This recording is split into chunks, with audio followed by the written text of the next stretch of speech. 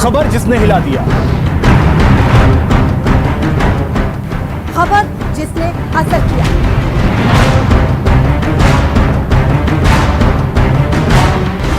खबर तेरी मेरी इसकी उसकी नहीं, खबर जिसमें मैं नहीं हम हैं। खबर में दम है। स्वागत है आप सभी का। आपके साथ मैं हूं स्वप्निल। अगले आधे घंटे में बात होगी हर उस क्षेत्र की जिससे जुड़े हैं हम, कच्ची पगडंडियों की हलचलों से लेकर पक्की सियासत की गलियों तक। तो चलिए शुरू करते हैं। खबर में दम है।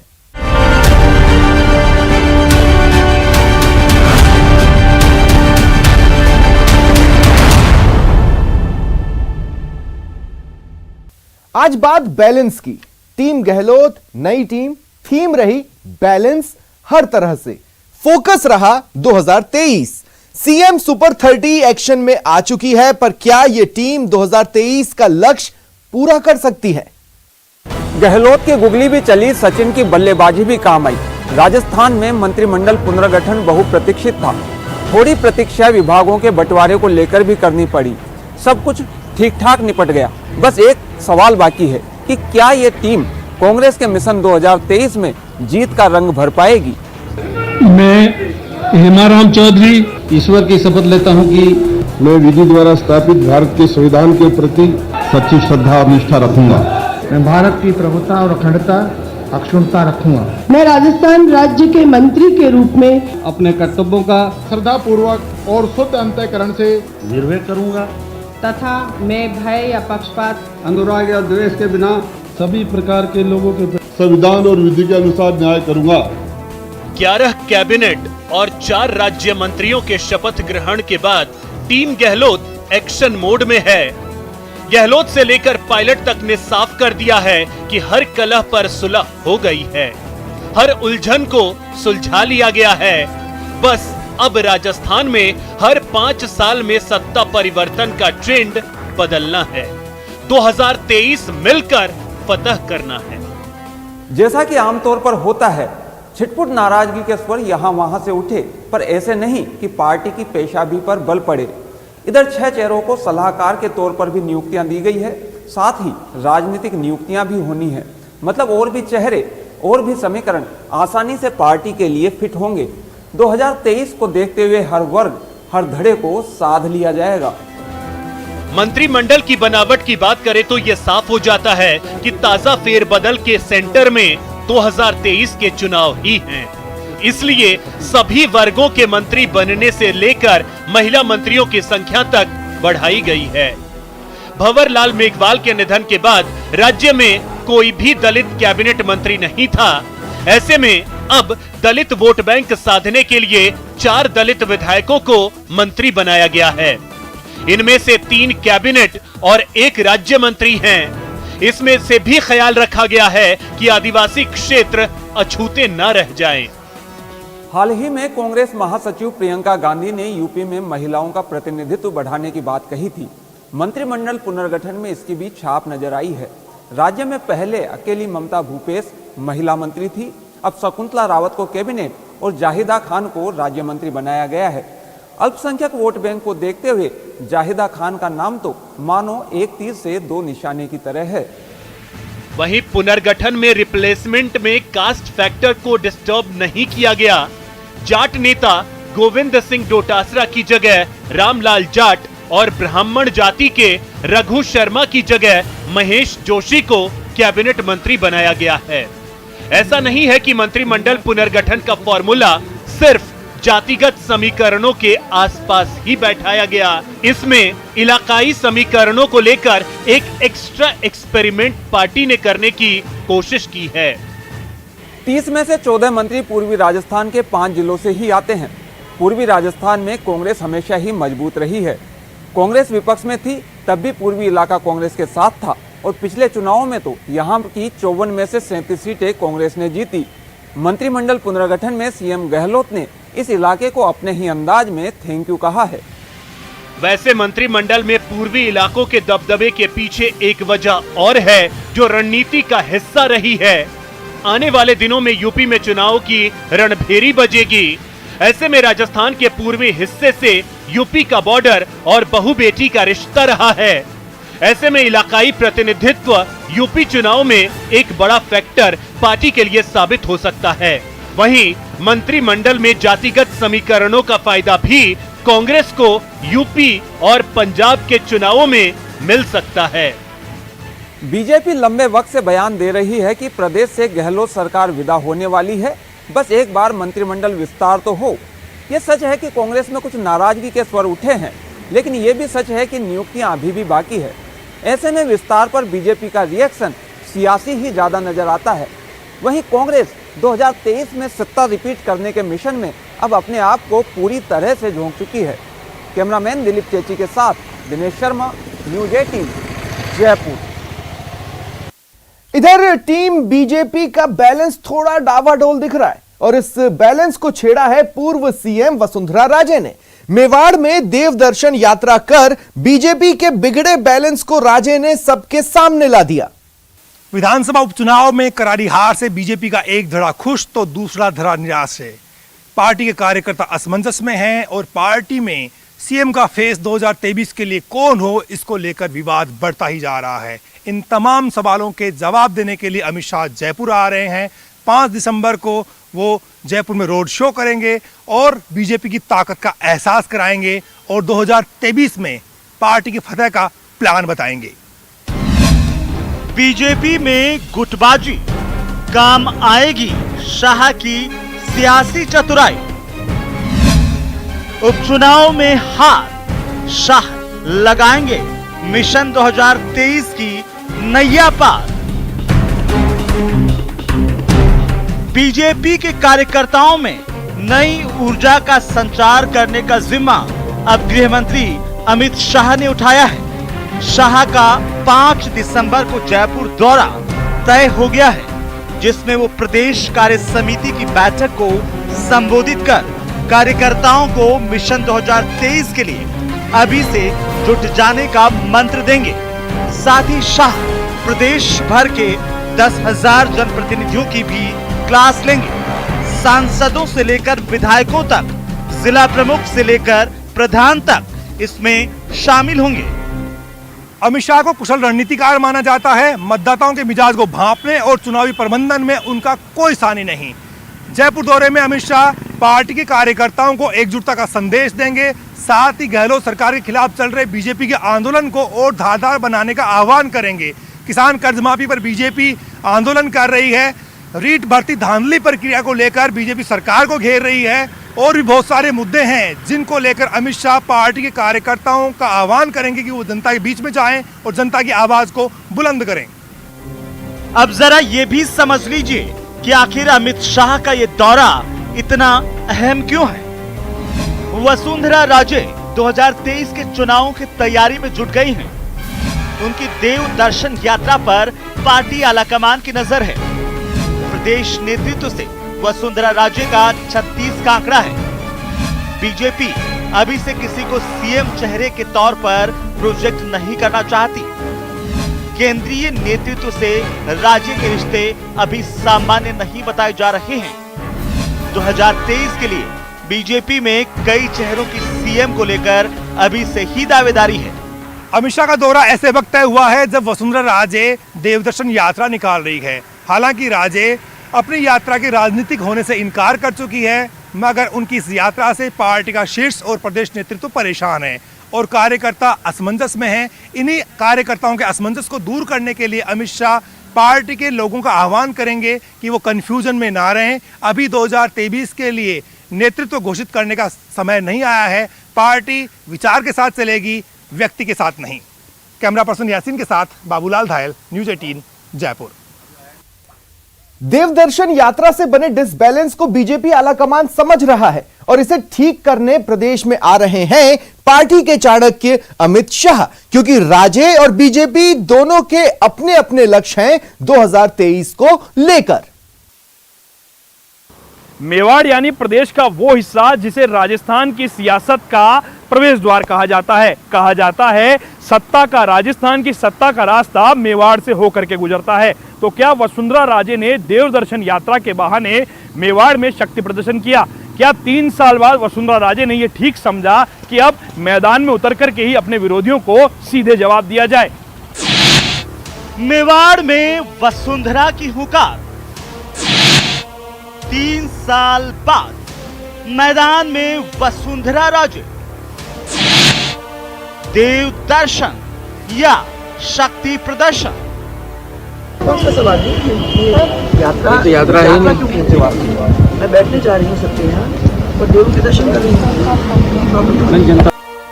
3 साल बाद बीजेपी की राष्ट्रीय कार्यकारिणी में प्रदेश उपाध्यक्ष वसुंधरा राजे मैदान में उतरी। एक यात्रा पर, देव दर्शन यात्रा। मंदिर मंदिर मत्था टेका, लोगों से मिली, लगा जैसे चुनावी यात्रा पर निकली हो, शक्ति प्रदर्शन कर रही हो, आला कमान को अपनी शक्ति दिखा दी, विरोधियों को सचेत कर रही हो। लेकिन जब भी सवाल पूछा गया, इस यात्रा को सियासी यात्रा से अलग करती रही, मना करती रही।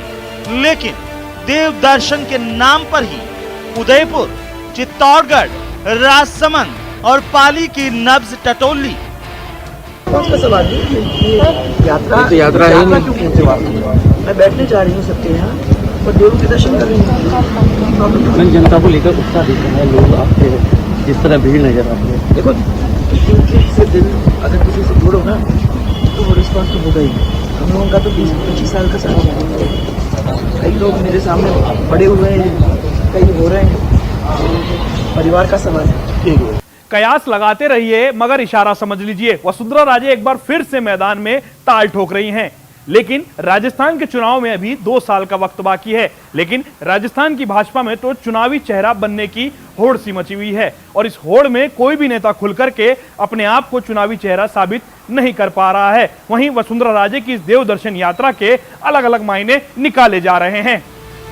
कहा जा रहा है कि इस यात्रा से नेता प्रतिपक्ष गुलाब चंद कटारिया खुश नहीं थे और ऐसे में उदयपुर शहर का संगठन जरूर राजे से दूर रहा, लेकिन श्रीचंद कृपलानी, चंद्रभान सिंह आक्या, ललित ओसवाल, अर्जुन जिंगर, अर्जुन लाल मीणा, रणधीर सिंह भिंडर, यूनुस खान, अशोक परनामी, फल सिंह मीणा जैसे बड़े नामों के साथ संगठन के भी कई पदाधिकारी, सावराजी और लगातार त्रिपुरा सुंदरी और चारभुजा नाथ, एकलिंग नाथ, इन सब का आशीर्वाद वसुंधरा जी को है और आने वाले टाइम में जिस तरह का आशीर्वाद है, ईश्वर की कृपा है और जनता का आशीर्वाद है, तो इस आशीर्वाद की ताकत के बल पे आने वाले समय में ये हो सकता है पार्टी आदेश दे देगी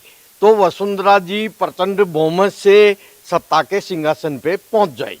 मैं मानता हूं कि वसुंधरा जी को सब भगवानों का आशीर्वाद मिला है, सब अपनों से वो मिली है, बहुत खुश है, प्रफुल्ल है और मेवाड़ की जनता भी बहुत खुश है। सर, राजनीति में माना यह जाता है कि मेवाड़ से ही राजस्थान की राजनीति में शासन का रास्ता खुलता है, किस तरह देखते हैं? देखिए, ये माना जाता होगा, लेकिन ये यात्रा शुद्धता धार्मिक यात्रा थी। राजे अपने हर संबोधन में इस यात्रा को सियासत से ना जोड़ने की बात करती रही हैं। बीजेपी के नेता भी इसे निजी यात्रा बताकर अपना पल्ला झाड़ रहे हैं। कुल मिलाकर ये पार्टी चाहकर भी इस यात्रा पर एक राय नहीं बना पा रही है। राजनीति मत लाओ, दिल से दिल जुड़ता है। अगर प्यार करो तो प्यार वापस मिलता है। और मैं मानती हूँ कि ये पिछले जितने भी साल में हमने सेवा की है, मैंने कुछ चीज़ के बारे में सोचते हुए नहीं, परंतु क्योंकि वाकई में सबसे प्रेम किया है और सबने उसी तरीके से प्रेम किया है। उसके बारे में इतना ही कहूँगा कि वसुंधरा जी हमारी देश और प्रदेश की आदरणीय सम्मानित नेता हैं और उनकी अपनी व्यक्तिगत यात्रा है, तो इस लिहाज से मैं नहीं समझता उस पर कोई राजनीतिक टिप्पणी की जाए। वसुंधरा जी की धार्मिकता के लिए पूरे राजस्थान में बच्चा बच्चा जानता है। वो धर्मपरायण महिला है, इसलिए धार्मिक यात्रा करना कोई बेजा बात नहीं है, ये तो हर एक का अधिकार है। और चूंकि वो पूर्व मुख्यमंत्री है, इसलिए उनकी यात्रा चर्चा में आना आ गई, वरना हर एक आदमी को अपनी अपनी यात्रा करने का पूरा अधिकार है। उनकी यात्रा में किसी तरह की कोई बात ही नहीं। राजस्थान में चुनाव में भले ही 2 साल का वक्त बाकी है, लेकिन चुनावी चेहरा बनने की सब में होड़ है और सभी लोग ये बखूबी जानते हैं कि कि वसुंधरा राजे सियासत की महारानी के तौर पर पासा पलटने में कितनी माहिर बनी जाती हैं। और देवदर्शन यात्रा तो वसुंधरा राजे की पिक्चर का बस एक ट्रेलर है, अभी तो पूरी फिल्म देखना बाकी है। कैमरा पर्सन बलवीर के साथ लवली वधवा, न्यूज़ 18 जयपुर। समझदारी जिम्मेदारी का बैलेंस बिगड़ जाए तो क्या होता है, देख लीजिए। कोरोना के सामने फिर दम फूलने लगा है। ऐसे में सवाल उठ रहे हैं कि क्या यह तीसरी लहर की दस्तक है। लातों के भूत बातों से नहीं मानते, ये कहावत यूं ही नहीं बनी होगी। किसी बड़े बुजुर्ग ने कुछ देखा होगा, समझा होगा, फिर कहा होगा और लोगों ने भी इसे माना होगा। आज जब मरुधरा में लग रहा है कि कोरोना की तीसरी लहर दस्तक दे रही है, तब यही कहावत फिर से याद आ रही है।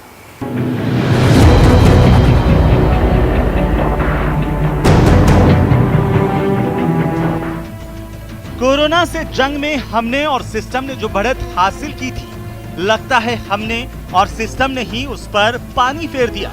जैसे ही कोरोना को हल्के में लिया, कोरोना फिर हल्कान करने लगा।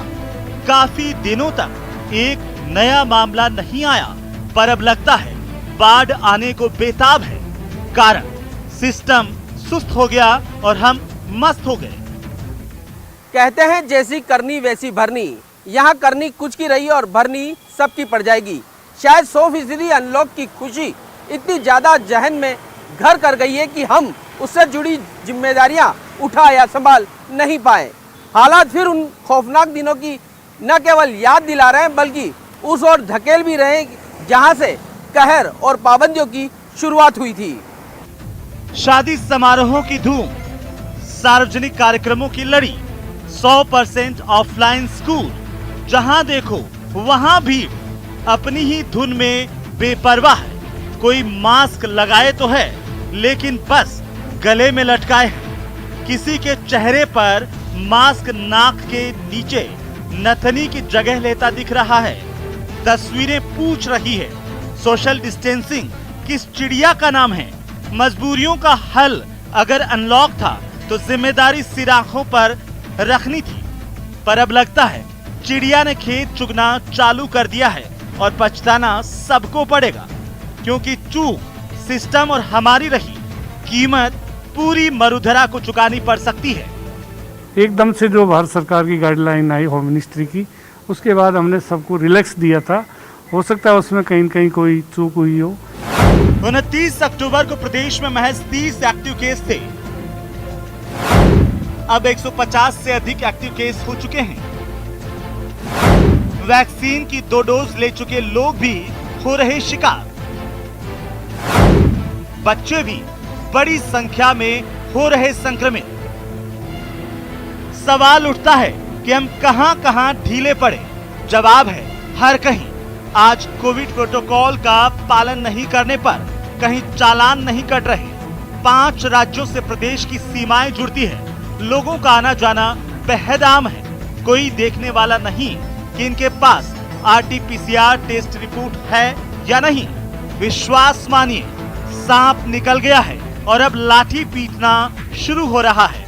टेस्टिंग, ट्रैकिंग जैसे मंत्र मुश्किल घड़ी में प्रशासन को फिर याद आ गए हैं। फिर जागरूकता मैसेज दिए जाने लगे हैं। फिर मंचों से सीख पढ़ाई जा रही है। फिर सर्कुलर निकाले जा रहे हैं और फिर मरुधरा खतरे के मुहाने पर खड़ी दिखाई दे रही है। कहावत पर खबर की शुरुआत की थी, कहावत पर ही खत्म करूंगा। आ बैल मुझे मार, यही हुआ है। खुद से पूछिए, सिस्टम से पूछिए, क्या किसी जंग के बीच कोई आराम से बैठ जाता है? जवाब अगर आप जानते हैं तो अब सचेत हो जाइए। हो सकता है कि बेल ना पाए और मार ना पाए। कैमरा पर्सन मानसिंह के साथ सौरभ गृहस्थी, न्यूज़ 18 राजस्थान, जयपुर। एनसीटीई के एक निर्णय से बीएसटीसी अभ्यर्थियों के सपनों और चांसेस का बैलेंस बिगड़ गया था। हाईकोर्ट ने उनके हक को फिर बैलेंस कर दिया, पर क्या यह मामला खत्म हुआ है? 46 दिन का संघर्ष, सरकार का साथ और हाईकोर्ट से राहत। रीट लेवल 1 में बीएसटीसी बनाम बीएड विवाद का यही अंत है। इसके साथ ही यह साफ हो गया है कि अब बीएसटीसी के 4 लाख अभ्यर्थियों के हाथ बड़ा मौका लगा है। कारण राजस्थान हाईकोर्ट के आदेश के बाद रीट लेवल 1 से 9 लाख बीएड अभ्यर्थियों का बाहर होना। बीएसटीसी बीएड विवाद का द एंड। बीएसटीसी अभ्यर्थियों को हाईकोर्ट से बड़ी राहत। बीएड अभ्यर्थियों को बड़ा झटका। रीट लेवल 1 से 9 लाख बीएड अभ्यर्थी बाहर। बीएसटीसी को मौका। ये जीत केवल राजस्थान के बीएसटीसी अभ्यर्थियों की नहीं, पूरे भारत के बीएसटीसी अभ्यर्थियों की जीत है, क्योंकि ये एनसीटी का कानून था, पूरे भारत के लिए कानून था। अब जज साहब ने ये कानून खारिज करके सबको राहत दी है। बीएसटीसी को प्रथम लेवल में अलाउ किया है, बीएड को बाहर किया है। ये जीत का जश्न है, बीएसटीसी की बड़ी विक्ट्री है। हाथ लगा, मौका है, क्योंकि बीएसटीसी अभ्यर्थियों को राजस्थान हाईकोर्ट की ओर से बड़ी राहत मिली है। बीएसटीसी अभ्यर्थियों को हाईकोर्ट से मिली बड़ी राहत। बीएड अभ्यर्थियों को रीट लेवल 1 में सम्मिलित करने से कोर्ट का इनकार। हाईकोर्ट का बीएड अभ्यर्थियों के रिजल्ट निरस्त करने के आदेश। इस आदेश के बाद करीब 4 लाख बीएसटीसी के और 9 लाख बीएड अभ्यर्थी होंगे प्रभावित। रीट लेवल 1 से 9 लाख बीएड अभ्यर्थी बाहर। लेवल फर्स्ट के रिजल्ट के लिए पात्र माना गया है, बीएड वालों को नकारा है। जो रूल चैलेंज किया गया था, नोटिफिकेशन चैलेंज किया है, उसमें यही राजस्थान उच्च न्यायालय का मत रहा है कि केवल लेवल फर्स्ट के लिए एसटीसी वालों को ही मान्य किया जाए। कि सेक्शन 29 जो एक्ट का है, एनसीटी एक्ट का, वो उसके अंतर्गत आप आरटी एक्ट के अंतर्गत जो एनसीटी जो काम कर रही है उसको आप निर्देशित नहीं कर सकते। और न्यायालय ने भी इसी मुख्य बिंदु के आधार पे कि सेक्शन 29 का जो पावर है वो आरटी एक्ट के ऊपर लागू नहीं होता और एनसीटी को आप किसी भी प्रकार से संशोधन करने का कोई निर्देश जारी नहीं कर सकते। तो केंद्र सरकार के द्वारा जो इस प्रकार से दिया गया निर्देश है, कोर्ट ने गलत माना और इसी आधार पे जो सेक्शन 23(1) के अंतर्गत जो एनसीटी ने जो अधिसूचना जारी की थी उसको रद्द किया गया। अब जरा समझ लीजिए कि आखिर बीएसटीसी और बीएड अभ्यर्थियों के बीच विवाद क्या था। रीट लेवल 1 में बीएड धारकों की योग्यता पर विवाद। एनसीटीई ने बीएड धारकों को पात्र घोषित किया था। राजस्थान में रीट लेवल 1 में बीएड धारक पात्र नहीं। फैसले के खिलाफ बीएड अभ्यर्थी पहुंचे थे हाई कोर्ट। बीएसटीसी अभ्यर्थियों ने एनसीटीई के फैसले को दी चुनौती। अब हाईकोर्ट से बीएसटीसी अभ्यर्थियों को मिली बड़ी राहत। इधर हाईकोर्ट के फैसले के बाद बीएसटीसी अभ्यर्थियों में खुशी की लहर है। साथ ही इस संघर्ष में साथ देने के लिए बीएसटीसी अभ्यर्थियों ने न्यूज 18 राजस्थान को शुक्रिया भी कहा। और मैं तहे दिल से न्यूज 18 को धन्यवाद देना चाहता हूं, जो कि 28 दिसंबर 2020 को भी बहुत मजबूती से हमारी आवाज उठाई, क्योंकि ये हमारा हक था, हमारे न्याय की लड़ाई थी। 4 लाख परिवार के मामला था, उसके अंदर हमारा हक जो है वो छीना जा रहा था और उन्होंने न्याय की, सत्य की आवाज उठाई। इसके लिए मैं न्यूज 18 को बहुत बहुत धन्यवाद देना चाहता हूँ। हम ये बात कहना चाहते हैं, यह संघर्ष, राजस्थान का संघर्ष, युवाओं का संघर्ष, बीएसटीसी का संघर्ष पूरे देश में मॉडल बनेगा एनसीटी की गलत नीतियों के खिलाफ। बीएड अभ्यर्थियों के पास सुप्रीम कोर्ट का रास्ता खुला है और अब नजर बीएड अभ्यर्थियों के अगले कदम पर है। लेकिन राजस्थान हाईकोर्ट का यह फैसला प्रदेश ही नहीं बल्कि देश के दूसरे राज्यों के लिए भी किसी बड़ी राहत से कम नहीं। कैमरामैन शेर सिंह अरटिया के साथ चंद्रशेखर व्यास, न्यूज 18 राजस्थान, जोधपुर। तो देखा आपने, खबर में दम है। दीजिए इजाजत, नमस्कार।